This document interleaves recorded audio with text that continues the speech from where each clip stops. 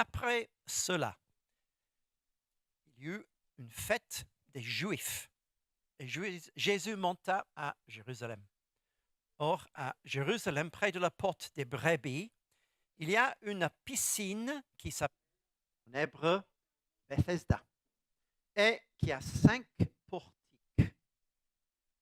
Sous ces portiques étaient couchés un grand nombre de malades, des aveugles, des boiteux, des paralytiques qui attendaient le mouvement de l'eau. Un ange descendait de temps en temps dans la piscine et agitait l'eau. Et celui qui descendait le premier après que l'eau avait été agitée était guéri, quelle que fût sa maladie.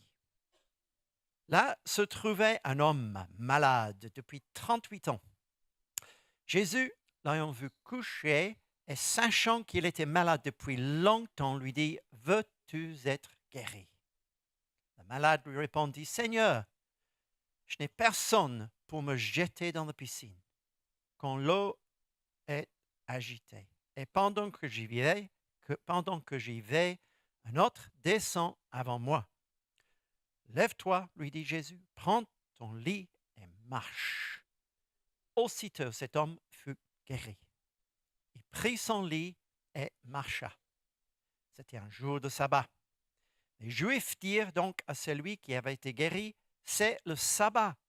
Il ne t'est pas permis d'emporter ton lit. » Il leur répondit, « Celui qui m'a guéri m'a dit, prends ton lit et marche. » Ils lui demandèrent, « Qui est l'homme qui t'a dit, prends ton lit et marche ?» Mais celui qui avait été guéri ne savait pas qui c'était, car Jésus avait disparu dans la foule qui était en ce lieu. Depuis, Jésus le trouva dans le temple et lui dit, « Voici, tu as été guéri, ne pêche plus, de peur qu'il ne t'arrive quelque chose de pire. » Cet homme s'en alla et annonça aux Juifs que c'était Jésus qui l'avait guéri. Il y a 2 autres versets que j'aimerais lire dans le même chapitre. Verset 17, c'est marqué « Mon Père agit jusqu'à présent. Moi aussi, j'agis. » Verset 19, « Le Fils ne peut rien faire de lui-même. Il ne fait que ce qu'il voit au Père. Et tout ce que le Père fait, le Fils aussi le fait pareillement. » Verset 21. « Ainsi, le Fils donne la vie à qui il veut. » C'est un texte très intéressant. J'aimerais retirer quelques points, quelques réflexions. Juste une pensée pour commencer. Comme Elisabeth a très bien expliqué, Jésus vivait avec intérieurement pendant les 3 ans de son ministère. Il portait en lui beaucoup de choses qu'il a dû gérer intérieurement. Et une de ces choses, c'est qu'il savait que dans 3 ans, il serait tué avec les clous percés à travers ses mains et ses pieds, injustement sur une croix. Si vous savez que dans 3 ans, vous serez tué, comment ça changerait ta vie aujourd'hui?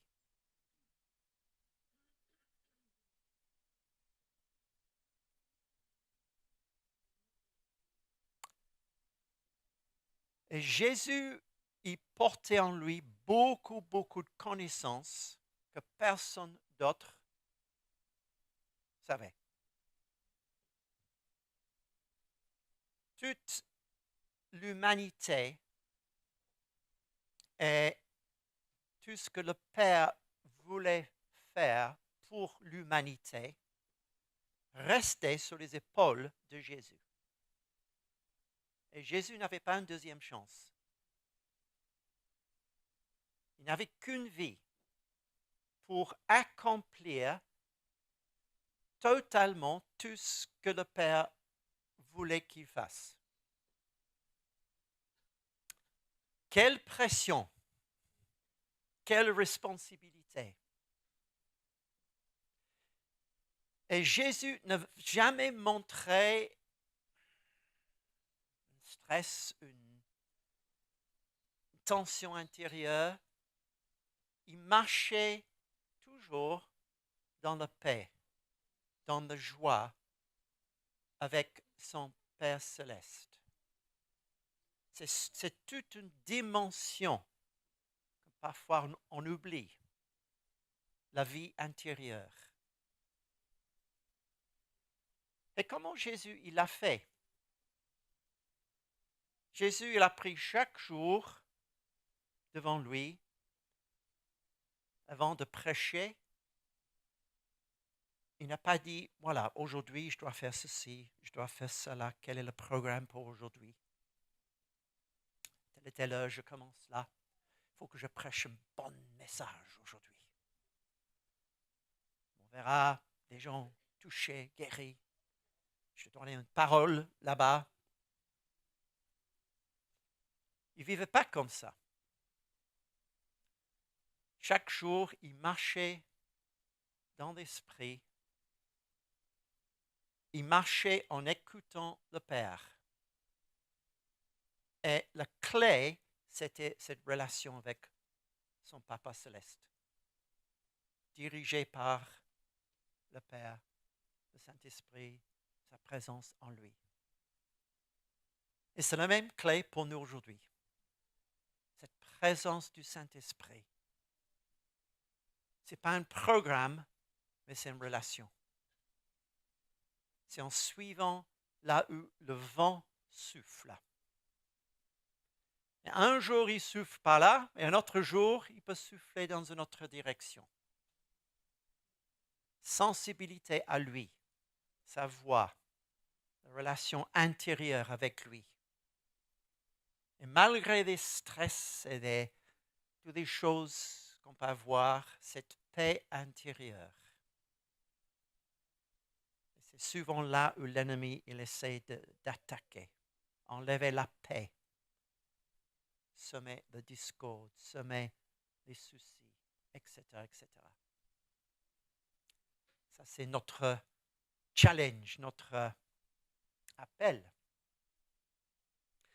Dans cette histoire que j'aime beaucoup, Jésus, il est au début. Et déjà, il sait beaucoup de choses. Il a une mission envoyée par le Père. Il a un certain temps pour accomplir tout ce que le Père avait placé en lui. Et puis après, de repartir vers son Père. Et souvent, Jésus était avec des gens. Il était avec des disciples, il était avec des gens entourés. Mais dans cette histoire, c'est une des rares histoires où Jésus, il est en train de se promener dans un endroit un peu différent. Il y a un étang entouré par des paralytiques, par des gens troublés en corps et en esprit. Peut-être pas le meilleur endroit. L'esprit là n'était pas peut-être le meilleur.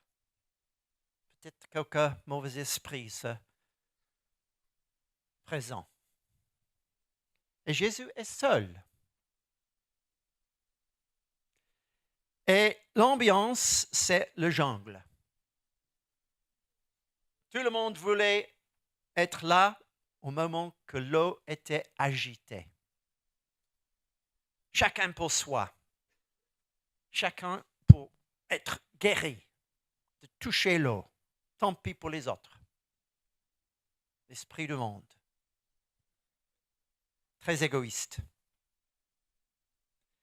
Et dans cette histoire, il y a des choses qui nous aident, mais aussi sont un peu des mystères aussi. Jésus, comme on a déjà vu, donne la vie à ce que lui, il veut. Le salut est un mystère. Les guérisons aussi. Tout ce que Jésus a accompli. Pourquoi une et pas un autre? Jésus se promène. Il voit un homme. Bon, il avait peut-être 200, 300 personnes, on ne sait pas exactement. Malade, pécheur, tout autour de cet étang. Pourquoi Jésus, il était dirigé vers un homme?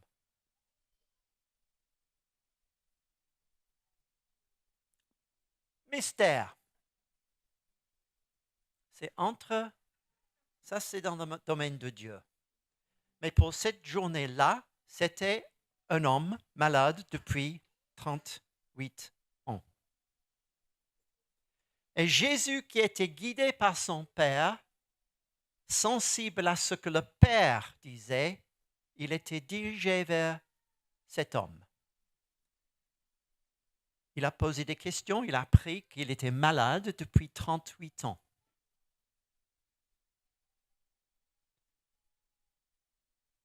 Cet homme qui a, en quelque sorte, la foi, mais pas dans la bonne direction, il croyait dans le domaine surnaturel.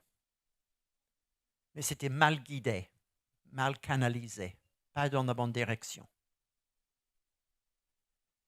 Et Jésus, il vient et le Père lui indique ce qu'il veut faire. Jésus, il savait souvent avant ce que le Père voulait faire.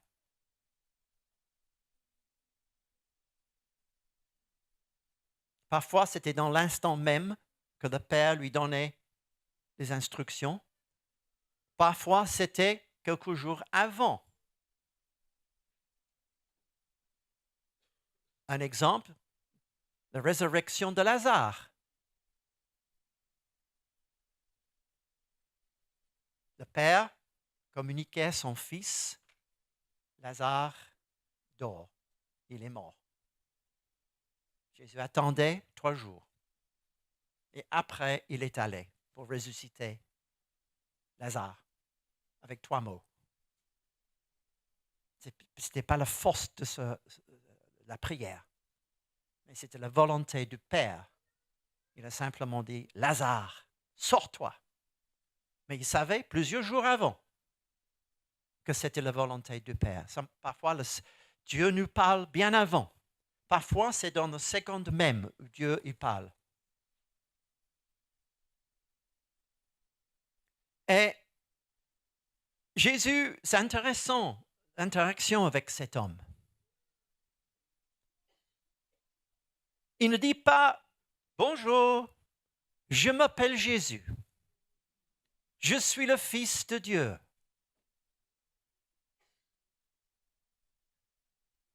Ce n'était pas son introduction. L'homme, il voit, qui est là, le paralytique, il voit un homme barbu. Ça pourrait être n'importe qui se promenait. Un autre homme malade même. Jésus ne mentionne pas son nom. Il ne demande pas le nom du gars non plus. Je trouve intéressant que assez souvent, Jésus guérissait les malades sans savoir leur nom. Mais il connaissait leur cœur à 100%. Il connaissait leur vie intérieure jusqu'au dernier péché. Mais il n'a pas forcément demandé leur nom. La dame prise en flagrant délit, femme, va. Tes péchés te sont pardonnés. Il n'a pas demandé son nom, mais il connaissait cette femme, son cœur, sa vie intérieure. Dieu nous connaît. Dieu nous connaît. Donc, Jésus, il demande à cet homme, parce que connaissant son cœur, il voulait aussi tester ce qui était là. Donc, il a posé une question que j'imagine cet homme se disait, mais quelle question? Est-ce que tu veux être guéri? Mais quelle question? Pourquoi je suis là? Qu'est-ce que je fais chaque jour? J'essaie de toucher l'eau. Lorsque c'est agité, quel type de question? Mais Jésus cherchait dans son cœur. Qu'est-ce qu'il voulait vraiment? Parce que parfois, on est content dans nos péchés. Ça donne une certaine sécurité. On est bien, c'est un certain réconfort intérieur. Parfois, dans nos maladies, on s'habitue tellement à une certaine manière de fonctionner avec une maladie ou un péché qu'il y a une certaine sécurité qu'on trouve là-dedans. Et Jésus nous offre la liberté. Il nous offre une vie abondante. Il nous offre tellement de choses. Donc, Jésus lui pose la question. Et la réponse, c'est « Je n'ai personne pour me jeter dans la piscine. » Et Jésus simplement lui répond, verset 8, « Lève-toi, prends ton lit et marche. » Est-ce que c'est la première fois que quelqu'un lui a parlé comme ça? Je crois que Jésus portait en lui, ça débordait, comme pour chaque chrétien, c'est possible, quelque chose de la présence du royaume de Dieu. Et les paroles que Jésus a dites ont touché le cœur de cet homme.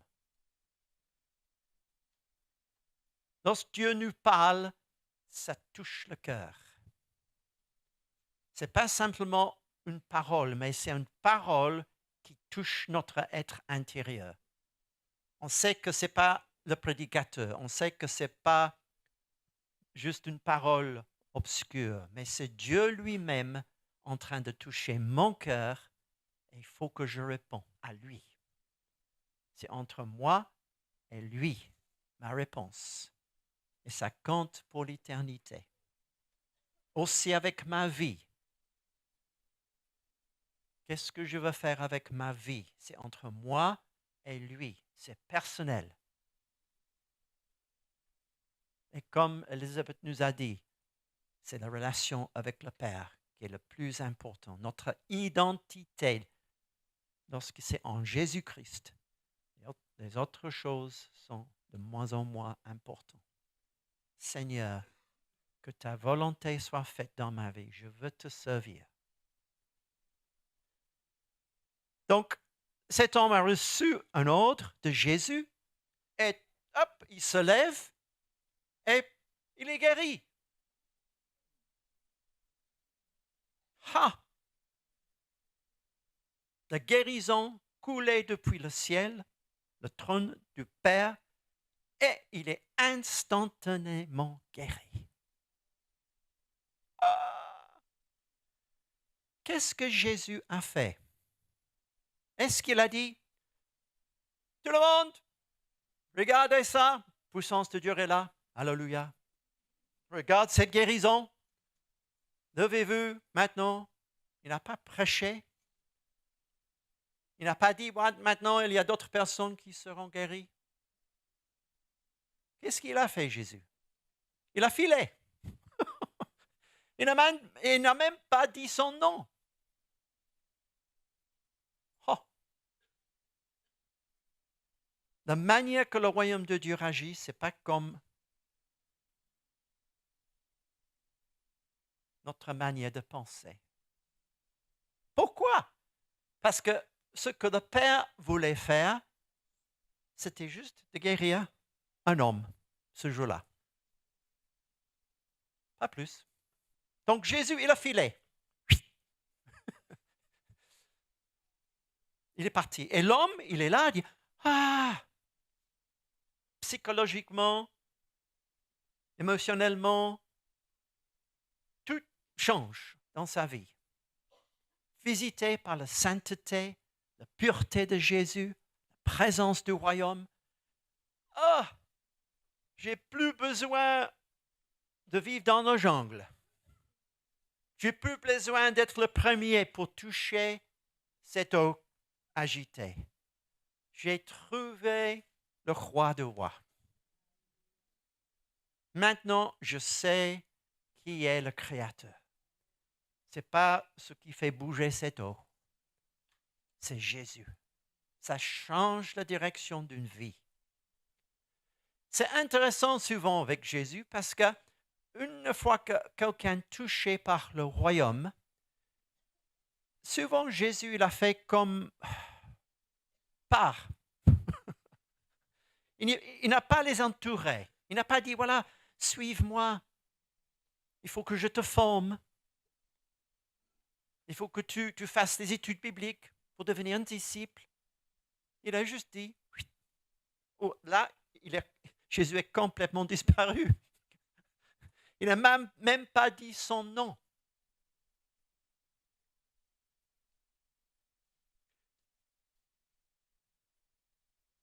Mais lorsqu'on est touché par le royaume de Dieu prend sa place dans nos cœurs. C'est le nom de Jésus est installé dans mon cœur. Un amour pour la parole de Dieu vient s'installer dans mon cœur. Un désir de témoigner de sa grâce devient naturel. Être avec les autres chrétiens, famille de Dieu, parce que ça fait partie du royaume, le royaume de Dieu. Et qu'est-ce que l'homme il a fait? Il a dit, bon, ces légalistes autour de moi, ils ne sont pas contents parce que ça s'est passé le jour du sabbat. Jésus, il a souvent guéri le jour du sabbat parce qu'il voulait, comment dire, piquer les pharisiens.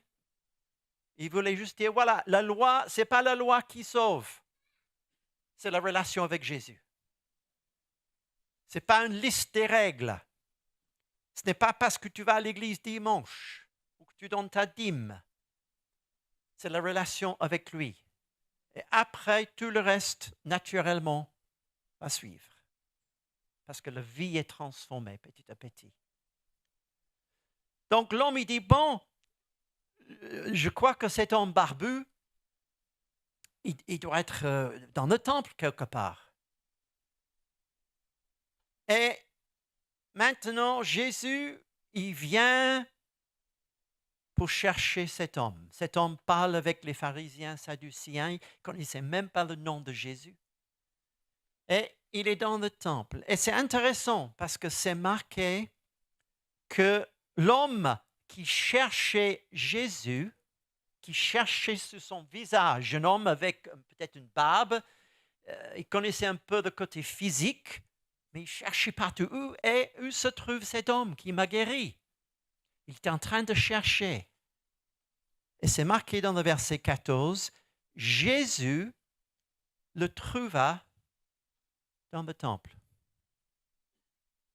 Qui trouvait qui? C'est toi qui as trouvé Jésus? Ou c'est Jésus qui commençait le boulot chez toi? Qui commençait le travail dans ton cœur? C'est le miracle de Dieu. C'est Dieu qui a trouvé cet homme. Et cet homme dit, ah oui, c'est lui. Et l'introduction est faite. Et Jésus a dit, c'est moi, je suis le Fils de Dieu. Now, ce qui est très intéressant, que Jésus, qui savait la racine de son problème, jusque maintenant, n'a rien dit.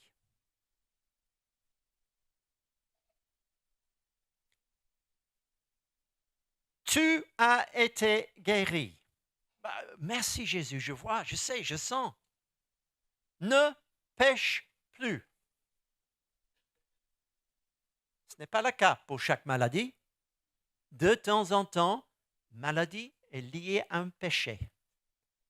Une fois que le péché est résolu, le corps est touché. Pourquoi Jésus n'est pas venu tout au début en voyant cet homme? Homme, ton problème, c'est le péché. Répands-toi et tu seras guéri.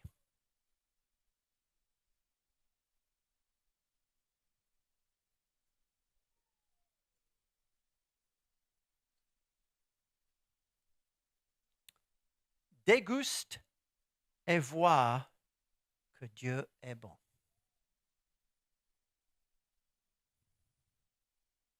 C'est ça le verset? Merci. Goûtez et voyez que Dieu est bon. Cet homme a goûté. Le résultat de ce que cet homme Jésus, c'est que j'étais guéri. Et maintenant, j'aimerais plus. Et parfois, Dieu, par sa grâce, il va juste nous donner quelque chose, une goutte du ciel, une guérison, une liberté, parce qu'il nous aime. Et après, c'est une décision. Cet homme, il aurait pu dire, bon, non, je préfère mon péché. Ou il peut dire, non, maintenant, je commence à voir.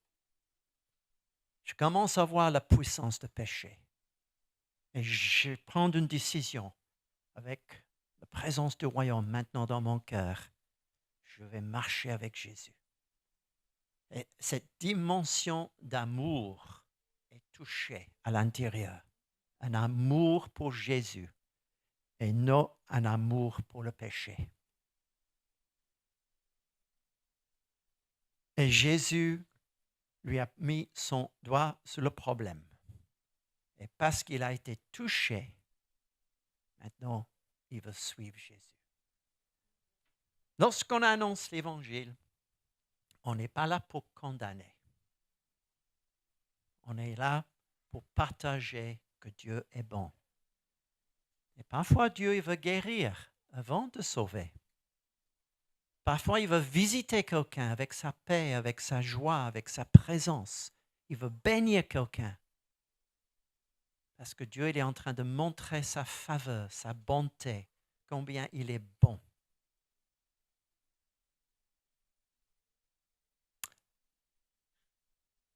Amen. Dieu est bon. Dieu est bon.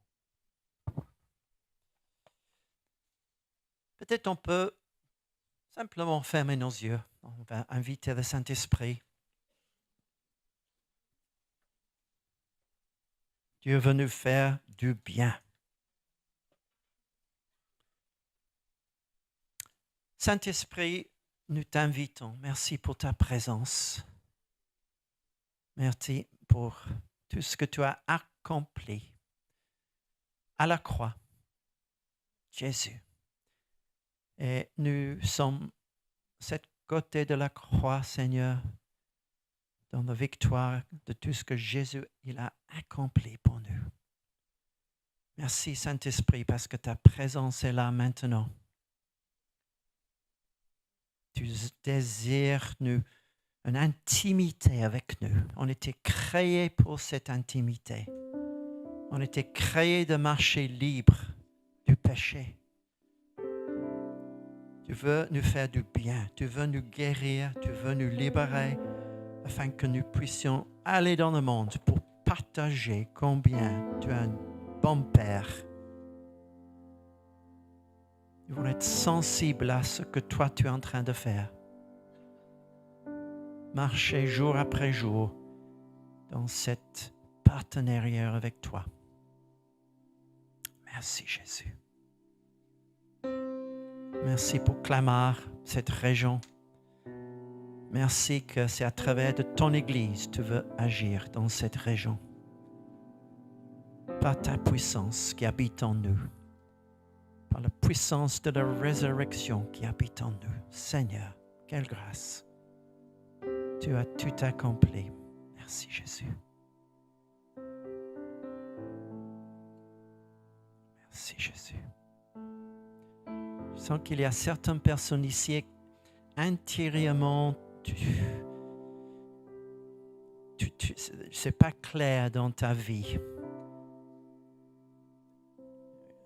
Tu es attiré par des choses dans ce monde et ta passion est ailleurs. C'est pas vraiment pour le royaume. Jésus veut venir juste pour dire que il a des bonnes choses pour ta vie, mais il faut que tu te consacres à lui.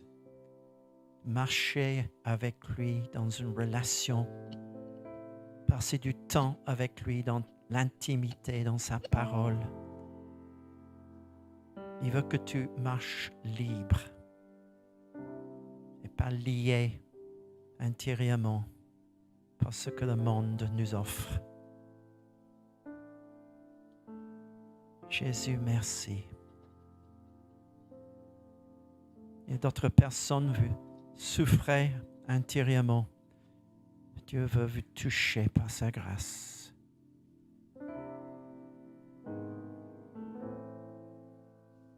Juste une parole pour quelqu'un avec des problèmes dans les chevilles, les douleurs. Sois libre.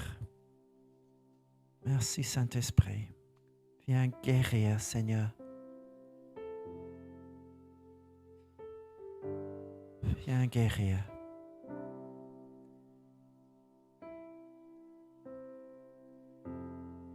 Peut-être on peut simplement se lever ensemble pour un petit moment de louange. Et si vous voulez répondre pour la prière, si Dieu t'a touché, il y a l'équipe ici prête à prier pour vous. Et si vous voulez juste répondre, on va prier pour vous, que Dieu touche, que Dieu fait son œuvre. C'est entre toi et lui. Donc, pour ceux qui aimeraient recevoir la prière, venez devant, venez devant. Laisse Dieu agir. Alléluia, Jésus.